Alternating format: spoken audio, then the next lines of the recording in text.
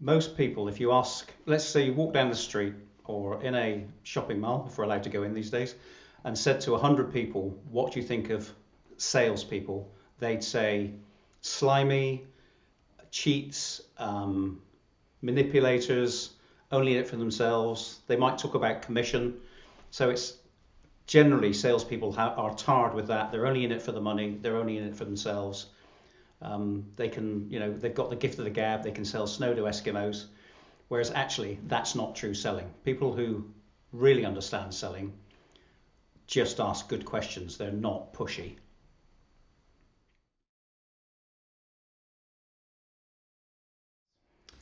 That you have to be good at talking, that you have to have extreme product knowledge, neither of which are true.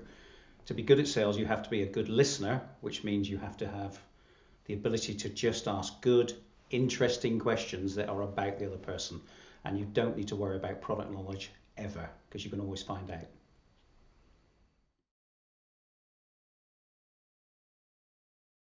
Selling is a conversation to really understand what the other person wants and needs. If in the conversation you find out that what they want and need matches your product or service, then you can make a sale. But it's nothing other than a good conversation about the other person in the right environment and using the right amount of time.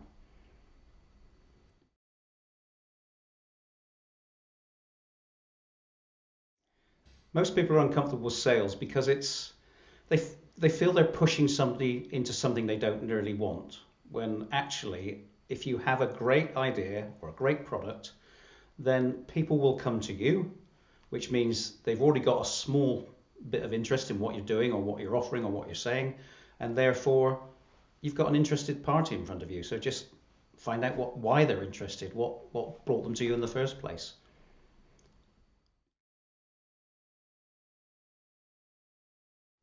There are some differences, yeah. I've been very fortunate that I've worked in many countries all over the globe. I lived in America for 3 years, and actually, the American way of selling is still very much the pushy way of selling, i.e., I know everything about my product, and whether you want to hear it or not, I'm going to tell you. And even now, I lived there in the 90s, and it was very much like it then.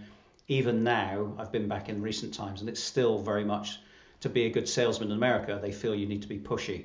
Whereas actually, the methodology I've been talking about, which is understanding the customer and their needs and wants, works even better, even in that market. In a lot of European countries, you have to be even more gentle because they will absolutely resist being pushed into anything. So the process works, but you have to be even more empathetic and more subtle in your questioning when you're working across a lot of the European markets.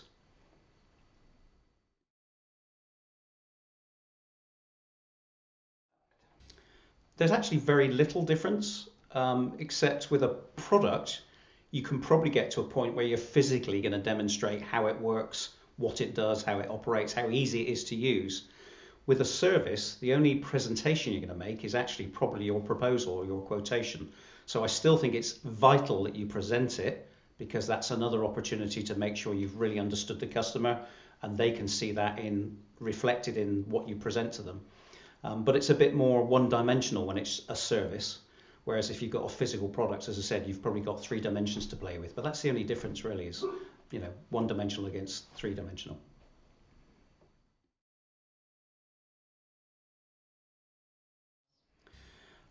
Somebody selling a marketing service, I think, because there's so many people doing it, you really have to be on your game because as a buyer, it's very hard to decide which is the best service, and a lot of it will come down to personality, connection between you and the supplier, but also how they present it to you. I think it's fundamental that they really understand you as a person when it's a service, whether it's law, whether it's accountancy, whether it's marketing.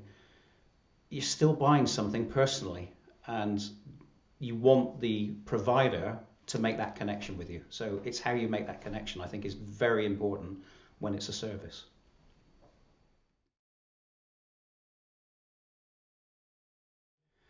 I have to say, having been an engineer when I was a teenager and then spending most of my sales life away from engineering, in the last 4 or 5 years, I've been selling huge balancing machines that balance car parts, and they're £1 million each at least.